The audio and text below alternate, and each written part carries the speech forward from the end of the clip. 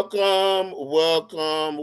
Over the Top Podcast. It's your boy HD with the Over the Top Podcast crew. Hey guys, to all the listeners out there, man, we just want to take time out to say thank you for listening in to us and joining this movement of Over the Top. We definitely do not take it lightly. And like always, if you have anybody or know anybody that find our material that you like to listen to, please share. Please pass it on. Again, we on WDJY 99.1 FM. We also on Spotify, Amazon Prime, where we get your podcast needs, and on YouTube. You can find our videos on YouTube. So this is kind of where we at. Hey man, let's introduce the crew. We a little shadow tonight, but that's okay. All right, Jay, what's going on with you? I'm doing excellent. Good stuff. Good Though stuff. we're playing hurt tonight. Yeah, we got Miss Toya out for a certain issue, but she gonna be okay. And Queen's still out on assignment. He'll be back with us soon. But nevertheless, we still got the playmaker in the house. What's going on, G? Hey, man, I'm doing great, man. It's a wonderful day, a beautiful week, the start of a good year. Spring just came. It's just a great time to be alive. I love the enthusiasm. Love the enthusiasm, sir. Definitely. All right, so we're gonna jump in. Although Toya's not here, she did left us a little bit of assignment. We're gonna jump in what I asked Toya. She just wanted to know, how did the Over the Top podcast crew think about Project 2025?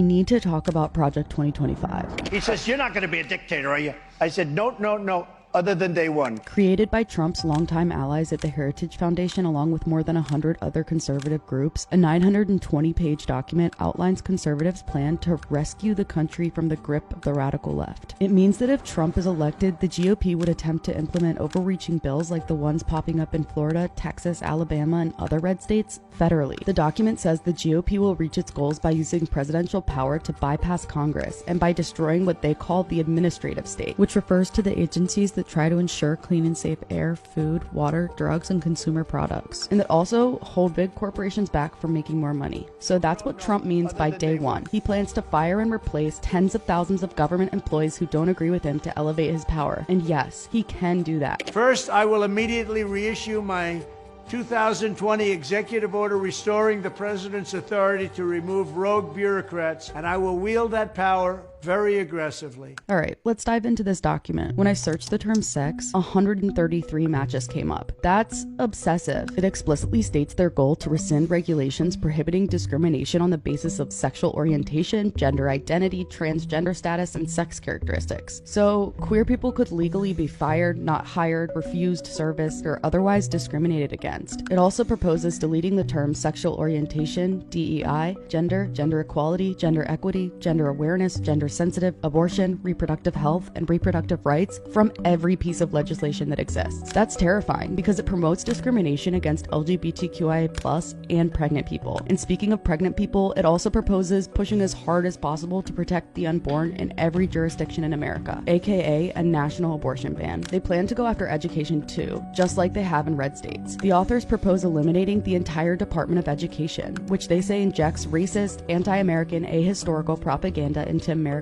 classrooms. As part of its economic policy, it wants to eliminate regulatory and procedural barriers for companies and prop up the oil industry, which it says is not an environmental problem. This is all just the tip of the iceberg. It's a document filled with endless contradictions, going back and forth between ideas of big government and small, going after monopolies but reducing corporate taxes and regulation, saying they're for freedom but policing people's bodies, gender, and sexuality. And it's a document created by the Heritage Foundation, which has ties to fossil fuel billionaire Charles Koch and is swirling with controversies. Throughout, they dehumanize the left in ways that make me afraid of how much more emboldened far-right Republicans will feel to target vulnerable people.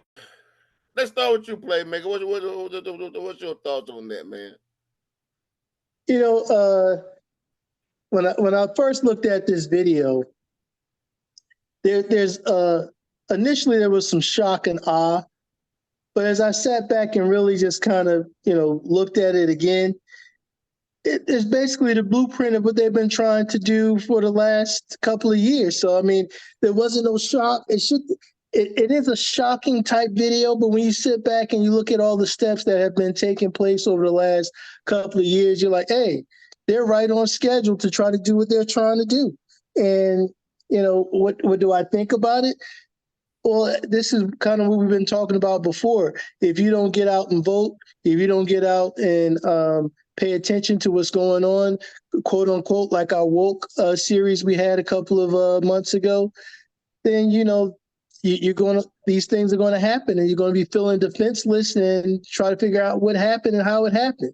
And all the while is just happening because people are not voting, people are not participating in quote unquote due process. People are not paying attention. So Good that's point. Good points. Good points. RJ, what's your thoughts, man? On a number of different levels, the 2025 project is so disturbing. From the perspective of that, it targets the educational system, it targets diversion and inclusive DEI, or diversion in DEI, the diversion inclusive legislations that have been in place to really kind of solidify or afford people of different ethnicities or groups to have access to goods and services in the community and at universities. One such thing that I seen as it relates to that 2025 project, the University of Florida got rid of their whole diversity and inclusion department, and Emmett Smith spoke out against it. Now, a number of these HBCU, a number of these predominantly white colleges or PWIs are recruiting African-American athletes. And these African-American athletes are going into an environment where they generate a significant amount of money for these universities. They need to be considered in relationship to the diversity and inclusion, because if you don't make it an environment that cultivates activities and thought processes for them, what's to say that they will continue to come there and be a part of your university and your program? And that's where we as people need to really kind of start thinking about, like, do we want to force ourselves into these spaces? This 2025 project is really, really thought-provoking. And I'm gonna say this because I was thinking this today. Martin Luther King said in so many words that he felt like at the end he was integrating these people into a burning house. Malcolm X and some of the other leaders or thought leaders of that time felt like we didn't need to integrate. Now that we've integrated, now that we've become a part of this picture, so much of our identity is identified with acceptance of people who don't necessarily at times accept us. Now, do I want everybody to get along? Yes. Do I want to force myself into spaces that don't welcome me? No. So in all true honesty, some of those things means that we have to do a little bit more for ourselves to generate schools, to generate infrastructure that creates success in our community that we want. And that 2025 project is going to really push us back to the days where we had the green books and the repasses, and pushing us into a space where we have to become interdependent on one another. So I don't know. It's going to be interesting to see, because these people's faces are coming off, and it's really hard to see. So when I looked at the 2025 project, and great commentary and great response on both of you guys, Run and Playmaker, and I think a little bit from both. They don't show you the play. I mean, I remember Barack Obama was he was doing on the stump speech, and he'll say something bad about his opponent, and everybody start booing. He'll say, no, don't go boo, vote. No, don't go boo. Don't go boo, vote. How many times, what's the old expression? Will look like a duck, walk like a duck. Well, doggone it, it just may be a duck. They don't told you what they're trying to do. You see it on the state level, when they're trying to erase history. You see it on the state level. I mean, you still on the national level when they try to take away some rights. So that's my problem with the Republican side of it. the Democrat side of where I think the clip came from, and I think the original of it, whole lot of fear mongering. Let us stop trying to scare black folk to vote instead of give us a knowledge base and give us something some tangible and let us make a rash decision. See, because when you looked at the clip and the product itself is horrible, we look at the clip, it was so fear mongering. Oh, Trump will come and take everything from you. No, he's not. No, he's not. He's not gonna he's not gonna bypass Congress. He's not gonna rewrite history. He tried to take over the no, he allegedly tried to take over the government, some may say.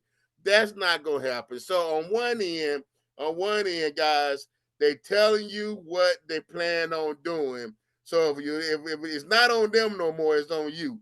Please go vote in your local and state elections. On the other hand, stop trying to scare people and making an emotional choice and start educating them on the choices that you can do for the community and benefit them. So I think I'm on both ends. It's kind of horrible on both sides of the spectrum for me. One, you try to scare people. Two, I done showed you who I am. Believe them. Plymouth, you got anything else you want to add to that? Yeah, it's kind of interesting. I was just kind of listening to your response, and the whole fear thing is kind of interesting because when I looked at it, I didn't look at it from the fear perspective, them pushing the fear message. I mean, when you looked at what's going on in Florida, what took place in Florida, which Ron kind of mentioned, is happening. When you talk about women's rights, I remember the people fleeing different cities to have abortions and stuff. That stuff is happening. I mean, so even though it may have a push of fear, but all these things are happening, spread it throughout the nation now. So I can't necessarily say it's all fear because it is stuff happening in isolated places all over the U.S. Bro, in Idaho, right now, if you leave the state of Idaho with the purpose of getting an abortion, and the state finds out that you left and did that, they are going to criminally charge you. And I think it was a couple of other states that actually are executing. I think Alabama is one, and it's another state. I don't know if it was. I don't know what Wyoming. I don't know if it was Wyoming or not. But I truly know that Idaho is one of those states that is actively participating in that behavior. So we're talking about far right-wing thinking. Like, heck, one of the facilitators of a lot of this foolishness, that 15-week ban on abortions, is in the very state that you guys originate from, Lindsey Graham. That's right. That's And right. so, That's like, right. I think we're not even really acknowledging like how far right they're taking this thing. Like, this thing is really, and it's not necessarily about, to me, it's not necessarily about fear, because the one thing we don't even really realize, I don't think, like, I don't think we realize how close we came to really having complete chaos. We saw the physical manifestation on January 6th, but we had a person elected at NBC that was a facilitator in making fake electors to steal an election. That's a criminal act. You literally are going to break the Constitution. And the first thing America always says about people is that you live in a banana republic. What are we living in? What are we living in when we talk about this circumstance in relationship to Trump? And the shame of it is that he plays to the worst instincts of people. And he represents something that they identify with and they love it. And you know what's really crazy? And the gentleman said this, and I'm going to shut up. There's a two-tier justice system. If any of us had did what he did in the evaluation of our properties, sold those properties, or manipulated that, we would have went to jail. Jail. it wouldn't have been no daggone secure, no bonds, no loans, and nothing like that. Right. Go, Right. don't pass go straight to jail. It's Well, done deal. and it's crazy, and I'm coming back there, and the reason why I put the fear mongers on the Democrats, I just want to touch a little bit, not because because that's their whole agenda. Vote for me. If you don't vote for me, I got this big bad devil gonna get in the office. Vote for me. But what are you doing for me? What are you doing to what are you doing for our community? Tell us what you do. Tell us your plan. Not an etch sketch, but tell us what have you been doing for our community? What are you doing? So you're right. You're right. Those things are happening, and we had this, and me and Playmaker had this discussion a couple of years ago when everything started going to the state level. Everything started going to the state level. So wait a minute now, this don't make sense. Then all these laws. Now you got state laws and you got federal laws. Let's see, you can mess around and drive yourself back into slavery because you don't know the state laws, and all of the laws are different. But so that's why I said, man, we got to get back to churches or organizations bringing these candidates from the grassroots, knowing who they are, knowing what they're about, giving them our 10-point agenda or 5-point agenda, and push them to do it, because that's the only way we're gonna gain political power. That's the only, and I said this early part of the week. We got hoodwinked thinking the money is the power. No, if the making the laws is the power. But that's my take. Round table. Anybody got anything else to add? You definitely can. Supreme Court, man, 6-3. And, Yep.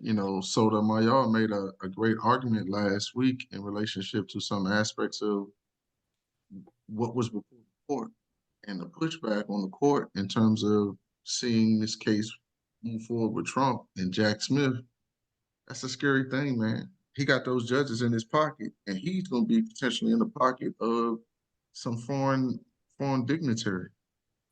$175 million is nothing for somebody to do. Not for Last some of word. them, not for some of them Saudi guys. You're right. Last word, Playmaker. Yeah, we can tie it up. So I mean, we definitely highlighted the need to vote and to be aware. So that's my last word is, get involved, know what's going on, and exercise your right to vote.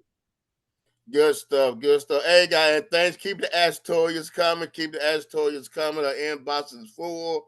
I do not have the Astoria link right now on top of my head, but we'll definitely put it in the bio and get it back to you. So keep Astorians coming. Hey, guys, we're about to jump into a series of trust issues, and we're gonna take it from a couple of different angles. But we're gonna start off tonight. But and tonight, for the first angle we're taking in is in the form of policing. But that's go. Trust is often connected with negative experiences in the past, being let down or betrayed by people who you trusted, whether it's a friend, partner, parent, or other trusted figure or institutions. These experiences can lead people into an area of distrust. Distrust is feeling that someone or something cannot be relied upon. So let's jump into the American policing. Police in America has been on the fire for the last several years, seeing examples of repeated negative experiences that led to Black and brown communities to question the integrity of the law enforcement. Studies and surveys consistently show that significant lower levels of trust and confidence in police among African Americans compared to white Americans. For this, some of the disparities is rooted in historical and ongoing experiences of racial profiling, biases police practices, and police brutality. Everyone's experience and perceptions are not the same. Others believe that there are many unfortunate negative experiences, but those do not discredit the many officers that do their job well. The fact there are still good policemen on the force. There's not just all bad policemen. We have a quote from Ms. Maya Angelou says, "The police are not here to protect you; they're here to protect the power structure." Whatever. We're gonna jump right into a playmaker with you, man. What do you think of the police? Do you view them as a friend or a foe? What's your thoughts? You know, it's very interesting. Well, first, let me answer the question, and I'll jump into a little thing. Me personally, I haven't had any harsh or negative experience with law enforcement. Um, so my view on law enforcement is not, completely negative. I was having a conversation with a friend, and I was telling him about a situation that happened years ago, and I told him that I called the police on somebody, on another African American. And he looked like I just went in his pocket and took his money right then and there. He couldn't believe it. And he asked me how the situation turned out, and I said it turned out fine. It was a mental health issue. I wasn't in a situation to control that situation. I didn't know how to deal with that situation, so I called 911, and the police came and they helped resolve the situation. But he just couldn't believe, based off his experience, that another black man would call the police on another black man. But like I said, it's all, to me, is all based off of my personal experience, and I have not had some of the negative experience that some other people have. I've seen things on TV. I've seen things on social media. I know historically how things are gone, but my personal interaction has not been negative. Okay, no problem, no problem. Roger, I'll come with you with this one. As a black male, do you think you would feel any anxiety if the cop pull you over, aka driving while black? Always. Hate to say that, but it's, man. I want to tell a small anecdote. In college, I was living in a pretty well off county. I lived in Montgomery County, and my friend had his grandmother's caddy, and it was a big caddy, man. But old school caddy had the old hubcaps on it, but the hubcaps was off of it, so it could look conspicuous in that county. It was Montgomery County, and we're riding down Montgomery Rockville Turnpike. Not Rockville, I don't know I can't think of what it's called, but we're riding down the main road in Rockville, get ready to take one of my homeboys who ended up being a police officer later on in life to the train station. And the cop pulls up on us, and man, he calls almost like a all call, and 3 or 4 cop cars show up, and they stop us. They blue light us. The anxiety that we felt, but the aggression that was expressed in that particular situation was so profound. When the gentleman came up, he gave out his orders over the megaphone through the car. But when he gets closer to the car, he said, make sure that your hands are shown. And when he gets up, he gets towards the car. He starts saying, you're making me nervous. You're making me nervous. You're making me nervous. And we have our hands clearly displayed. We get out of the car. The car still, I think no, we get out of our car is turned off, but they place us on top of the hot police car, search our pockets, scan the car. They cuffed my homeboy because he was bigger than me. I mean, they literally went through our pockets, searching sheets.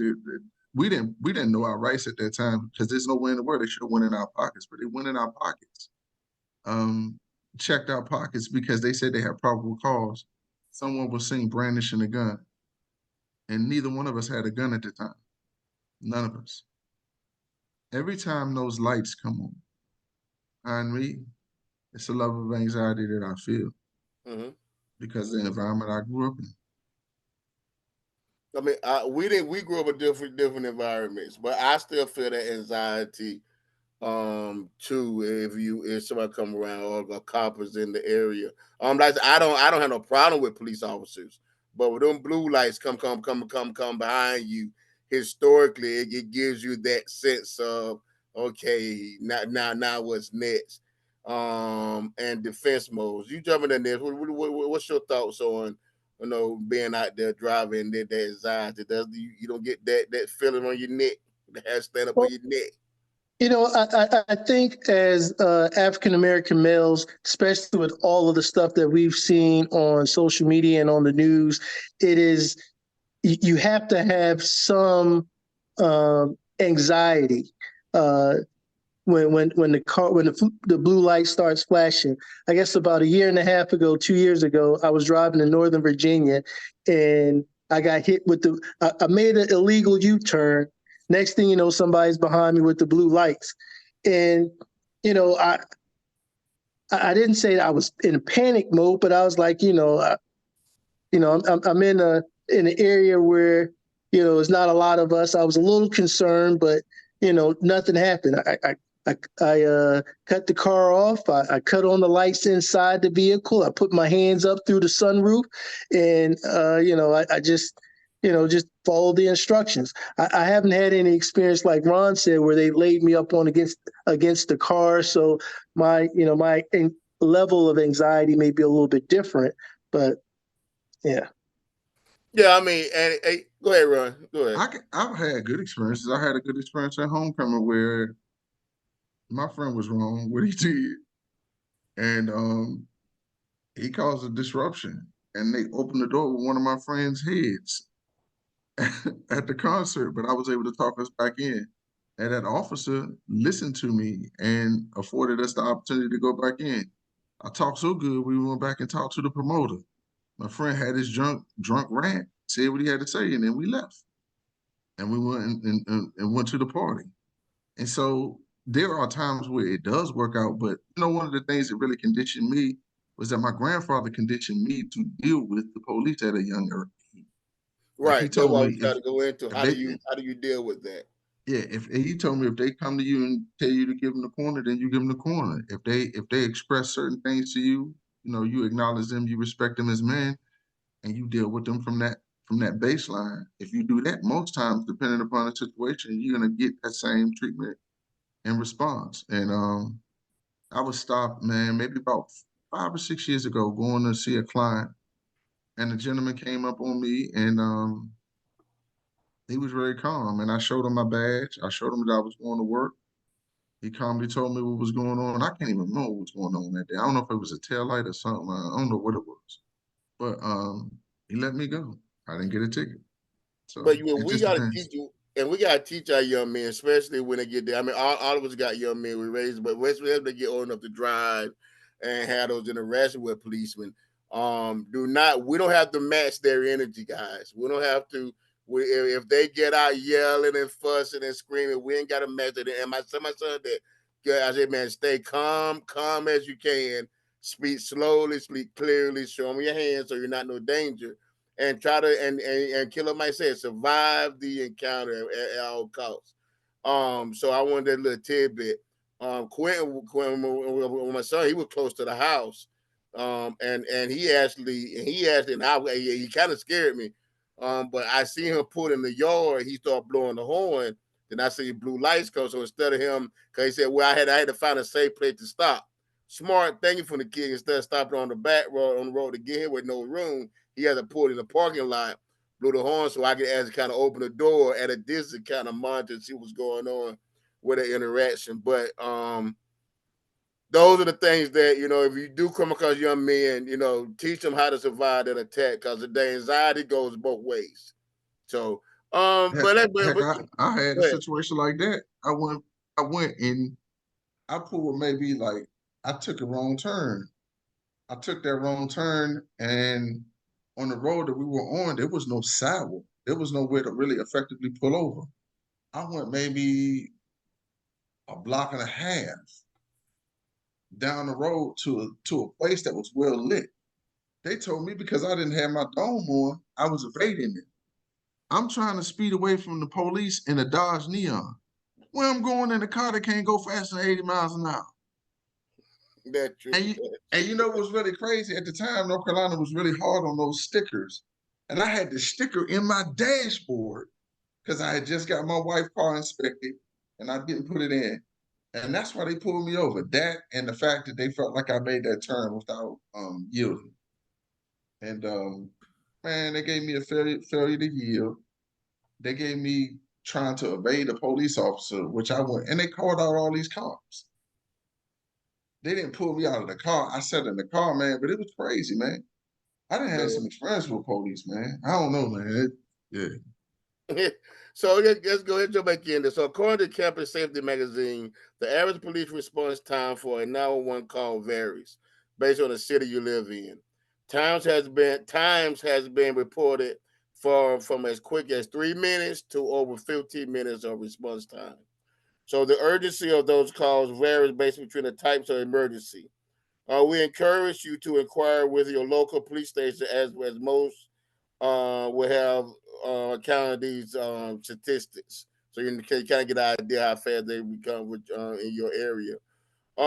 Some examples that police department has posted. So according to WTTW Chicago, though, the police do not track how long it takes them to respond to the 911 calls in between the times of 2007 and 2021, making it impossible for the city to inspect general to assess whether it takes officers longer to respond for those who coming from the Black and Latino neighborhoods. This is according to the audit released by the Washington Watchdogs. Interesting stat that other places do and they don't. But anyway, I'm going with you with this one, sir. We have seen statistics from previous shows that state that Black and brown communities are known to underreport things like domestic violence. It's trying to resolve a matter without police involvement really a better solution. You know, when you throw that domestic violence in there, we saw with some of the studies and research we did for a previous show that a lot of times our community, when we don't report domestic violence the first time, we end up reporting it later on when it's a tragedy associated with it.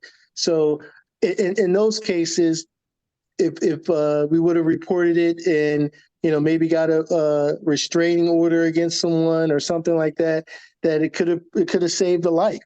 So sometimes I think by underreporting it, we do put lives in jeopardy.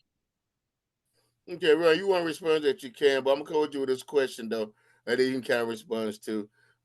Is unreported issues part of an old school street code or mind your own business, or more of an aggressive snitches get stitches type of mentality? What's your thought? I mean, is it, do we wash our own dirty laundry? We don't need the police. What's your thought?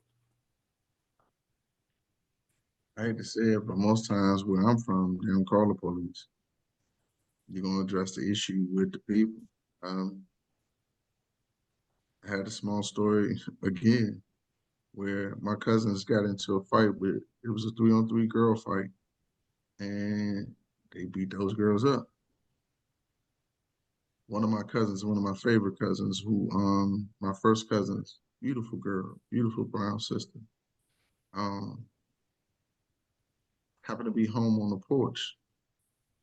Instead of taking that L like they took it, and it was 3-on-3, they came over, rolled past my great grandmother's house, and jumped on my cousin.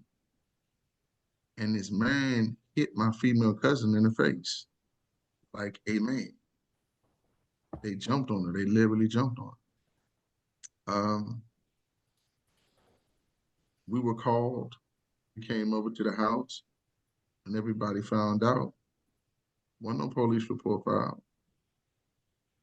My cousin's boyfriend and my uncle, they went over to the playground. No, they told me, said, Ron, if you see Slim over at the playground, you come tell us. Because I was too little to even involve myself in that situation at that time. I saw a dude, man, my uncle, her boyfriend, they went over there and they drug her. Now, do I think it's ideal and that's the best way to handle stuff? Nah, I think not, because the violence is going to escalate and get worse. However, a lot of times cases end up tied up in court, and then sometimes those things don't get resolved. Um, I've been on the other side too. I've been charged for assaulting people. Do I like what I did? No. At the moment when I did it, it felt like it was justified. So ultimately, in our community, it's a mixed bag. When you take the law into your own hands, though, you are assuming the responsibility of what's going to come as a result of it. And if you can't deal with the consequences, don't do it. What's your thoughts on that, play? You back in there. What's your thoughts? What's your thoughts? You back in there. Yep.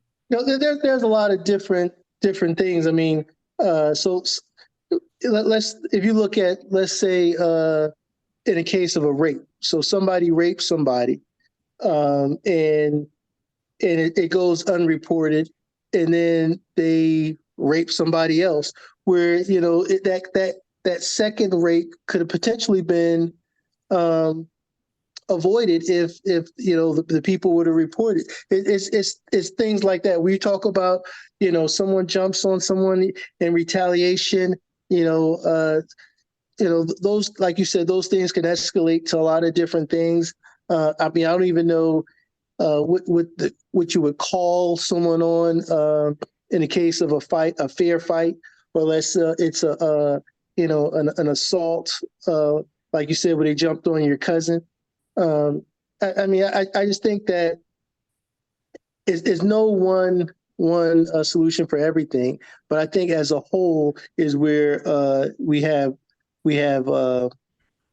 problems. Is that when we look at the majority of stuff, uh, can we prevent these things from reoccurring in our neighborhood?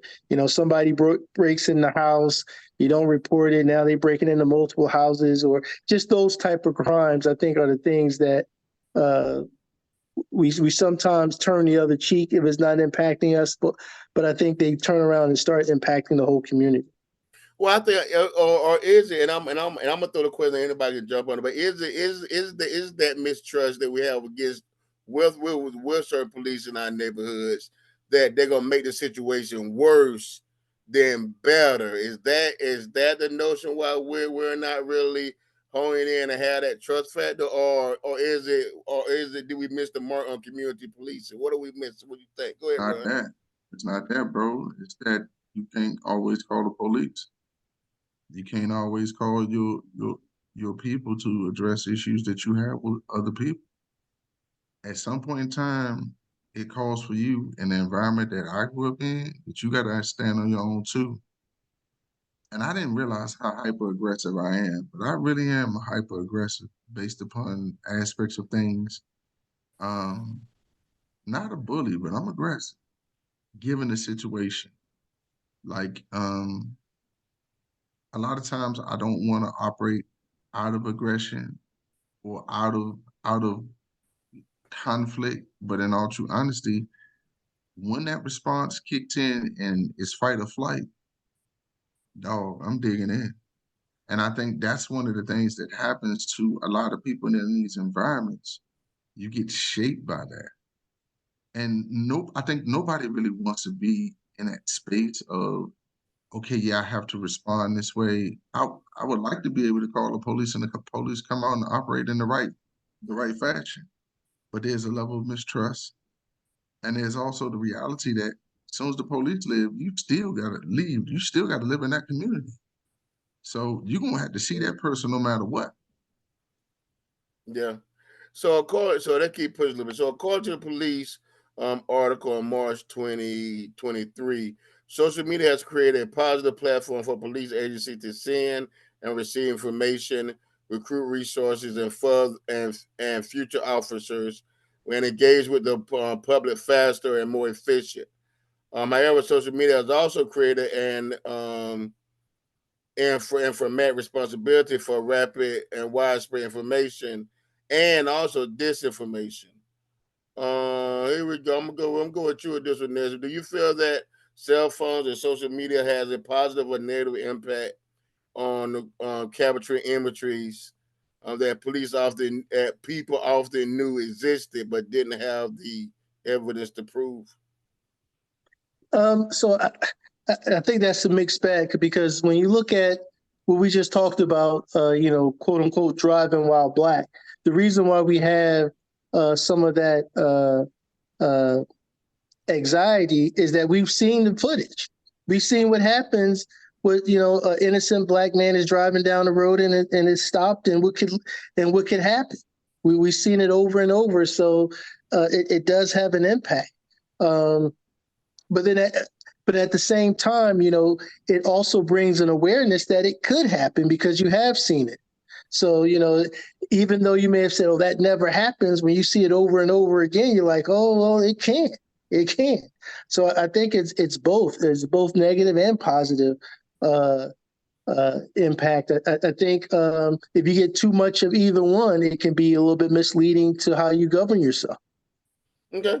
Roger, okay, what you would do? Do you think the image that are shown on social media sway people's opinion on one way or the other and towards trusting our law enforcement?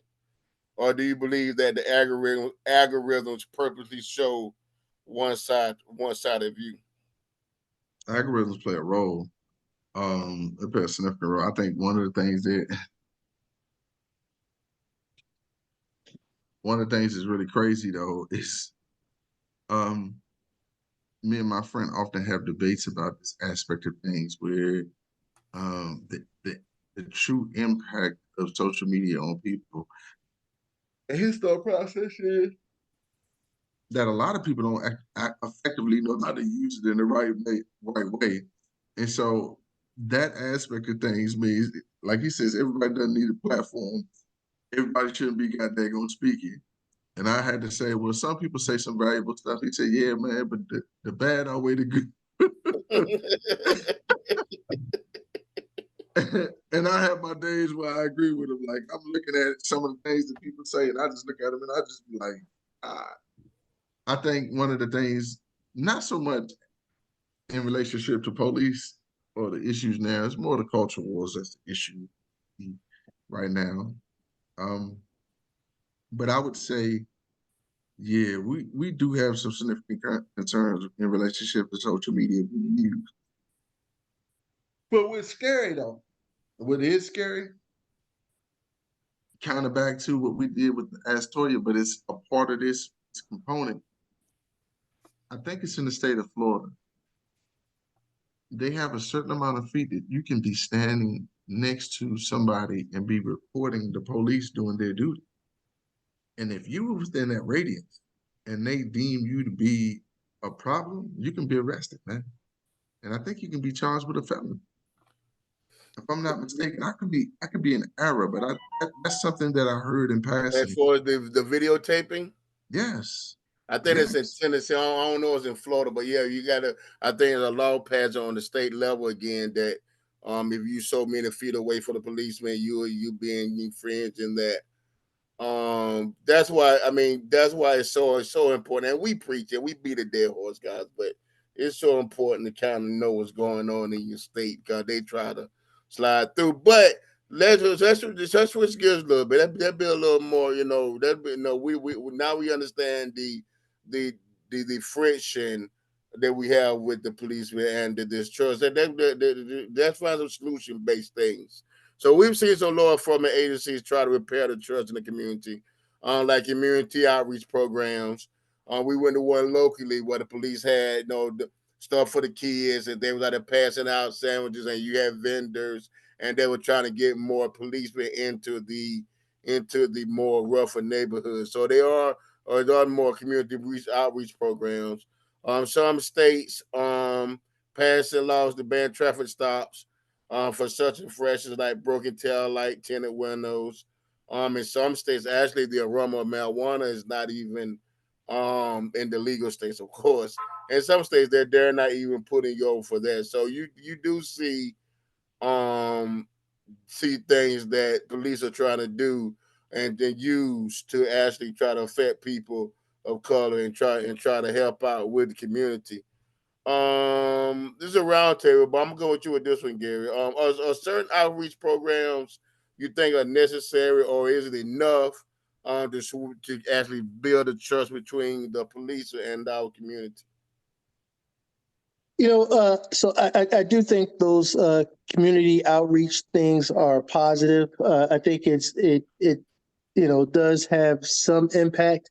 But when you talk about how deep the trust issue is, uh, I don't think that's enough. I think there's a lot more that needs to happen. Not to say that we won't ever get there. I mean, I think some of the laws that are being passed, some of the transparency that they're trying to deal with helps, but I still think there's a long way to go because there's just so much mistrust that's out there. And I just want to share this. I remember. I know we're moving to the other side, but this just came to mind. I remember watching the news a couple of years ago, and they showed a police officer uh, go up to a guy. The guy took off running. The police shot him in the back. The policeman walked over to the body of the guy that was shot, dropped the knife down out of his pocket next to the body. Um, Luckily, somebody recorded the whole thing. Parenting teenagers. Right. And so that's where I think where social media comes into place. And even if you got to stay 11 feet or 12 feet or 15 feet or whatever the thing is, I think it's important to kind of, do your part as a citizen to kind of, I believe in recording. Well, I mean, so again, and that's very powerful, and that's one of the things that break up the trust. You try to plant weapons on you, so you gotta keep your head on the swivel. And I guess being black men, we always got to keep our head on the swivel. I don't think there is a day that we can't. But Ron, what are some solution based things we can do to better bridge the relationship between police and our community? They said it in a while. Bunny Colvin talked about it in a while. Shout out to Bunny Colvin in the show. Community policing. There was a time when people walked the beat or worked a particular area and they knew the people that represented their area, but now they have rolling patrols, so the rolling patrols are a little bit different. And the police don't just necessarily know the people in their neighborhoods. There's not a beat. If they did more community policing and people were integrated and active in the community, I think it would make it easier for people to embrace their presence there, and then they know that they would have an advocate. A lot of those community police officers understood the culture of that community. And I think that's one of the things that really kind of creates the problem and the tension between police officers. And I'm gonna say this: one of my friends was working as an officer during the Baltimore City riots, and he talked about some aspects of the police department and some concerns he expressed. He said, "Man, Ron, there'd be times where there would be stuff that would happen where I would meet a kid and I would talk to him and I'd have a conversation with him, and it might escalate or something bad to happen, but I might wrestle or fight with him." He said, whereas another officer might shoot him. So a lot of that is based upon cultural competency and the ability for people to engage. So some of those guys are really actively out there doing their job in a major way and really working with and in conjunction with the people in their community. But some of those guys are really trigger happy at points in times and don't understand the dynamics that exist in those communities, which create those problems. And I think you can either do one or two things. When you do a job, you can become empathetic or you can become apathetic. And I think one of the things that happens with them when they see it, and that's why they only do that job 20 years and they can retire, is a lot of people at the end of it become apathetic. But I think we also put a lot of pressure on policemen also. Just like Playman said earlier, he called 911 a situation where there was a mental health crisis. And RJ, being a mental health professional as yourself, you know that training and police training is so different. It's so different types of training that sometimes are we putting the police two things, and I'm gonna just quick as are we putting them Are we putting too much pressure on our police officers to perform so many different tasks, or is it this, or is it the system or training to be the last law of defense to stop the law, or is it more of a law and order type of scenario? What you guys think? It's more I gotta get control of the situation by brute force rather than actually dealing with a situation. What's your thoughts? Officers now are a lot better because I've been at a number of places where police have been called to the homes, and they come out and they process with the clients and they deal with them because some of them they frequent flies to those particular homes, so they know the dynamics that exist in the home.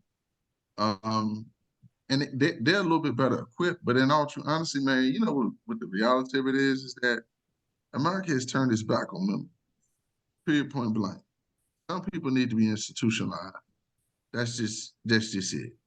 And a lot of the people that you see in some of these institutions are directly correlated with the fact that, man, they are mentally unstable.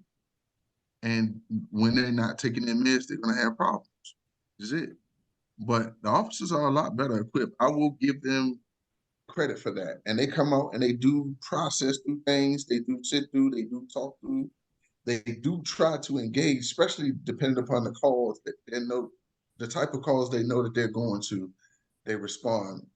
And such, if there's no violence, if there's no guns, they're gonna come in and they're gonna talk and they're gonna work through the issue best they can and bring about some form of a resolution. That's what I do see. I see that a lot. Last question, then we'll go to your final thoughts. Do you think we need to start directing our children to go into more law enforcement so they can police communities that look like them? Do you think that would be a solution based to go? We go for a playmaker. What's your thoughts?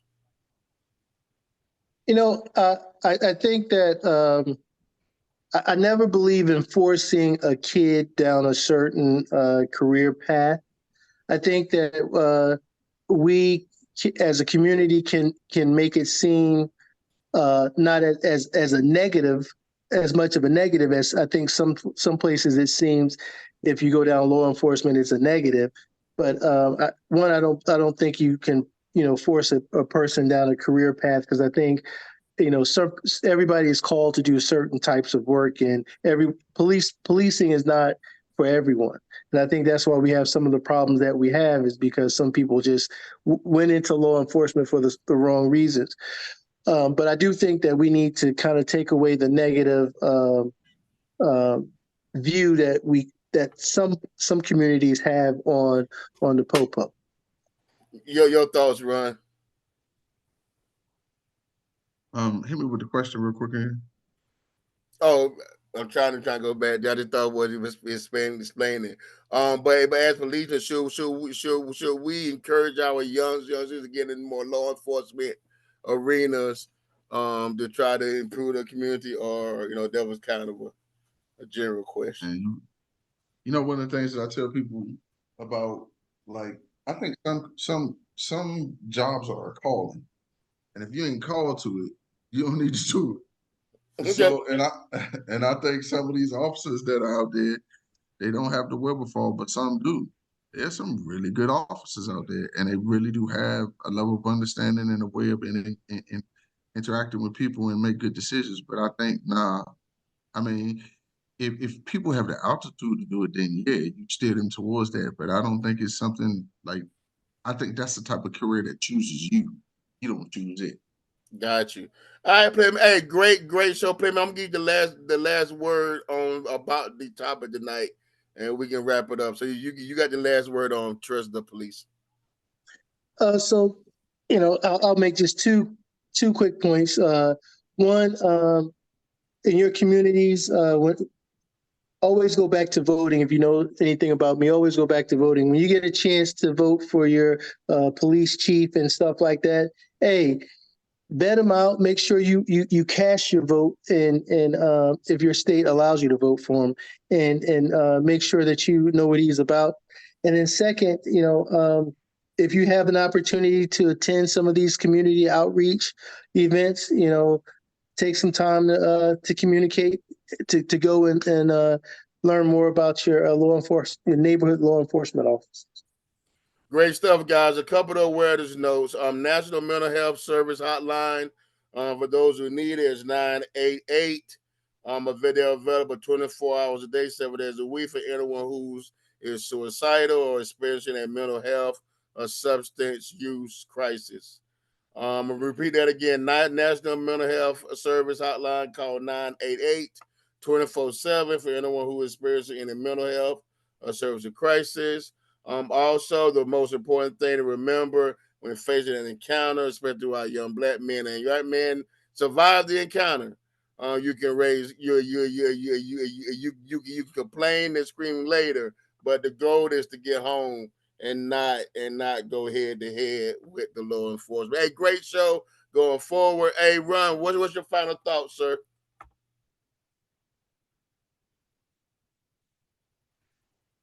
Um, I think the biggest thing for us in terms of dealing with police is developing awareness.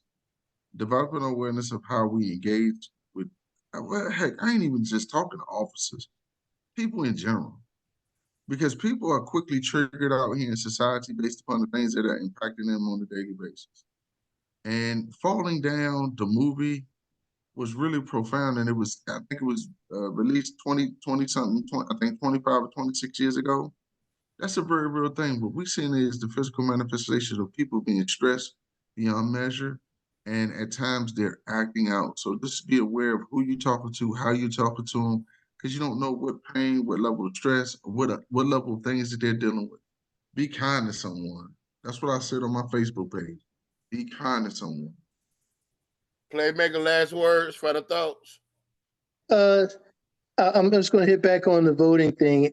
I know we got elections coming up. Got a couple of months coming up. Make sure that you get your vote out. They're doing a lot of things that may go against what you believe in. So you need to get your vote out. And they also putting a lot of voter suppression stuff out there. So make sure you're aware. If you got the right kind of ID to go vote. I mean, there's a lot of stuff you got to make sure you are legit to go vote. So do that research early so that you don't show up on election day and realize you can't vote. Hey guys, we're living in trying times. We're living. Everybody escalated. Everybody's overly emotional. Everybody is have anxiety to the level. Food prices high, money crazy, kids acting crazy. Let's remember the golden rule: do unto others if you allow them to do unto you. Hey guys, great show. I'm gonna thank you for listening in, and like always, guys, may your next move be the game changer. Peace.